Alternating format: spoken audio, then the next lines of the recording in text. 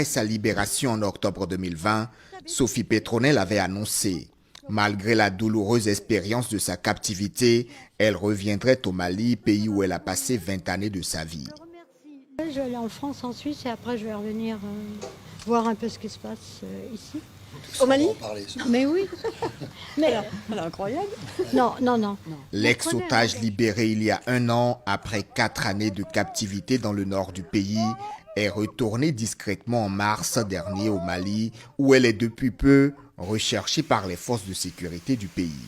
Selon des sources citées par les agences de presse, à plusieurs reprises, Sophie Petronel a tenté d'obtenir sans succès un visa pour s'y rendre. Face au refus des autorités maliennes, accompagnée de son fils Sébastien, elle passe par le Sénégal et franchit la frontière par la route, sans cacher son identité aux agents de police.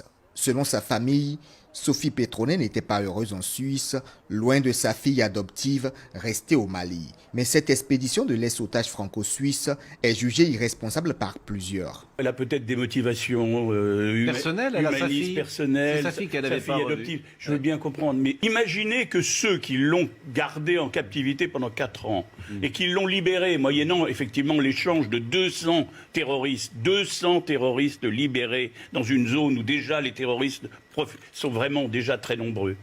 Eh bien, qu'est-ce qui les empêche aujourd'hui, après quelques temps de tranquillité, de la récupérer? Et puis on recommencera, et puis les enfants feront une campagne, et on dira, regardez cette Française, et on refera une négociation. Ce n'est pas possible. Plus de 7 mois après son arrivée au Mali, aucune difficulté jusqu'à cet avis de recherche émis par la gendarmerie malienne vendredi dernier.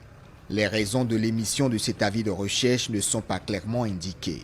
Du côté du ministère malien de la Sécurité, on justifie l'avis de recherche pour lever certaines ambiguïtés, sans davantage de précision sur la régularité de sa situation.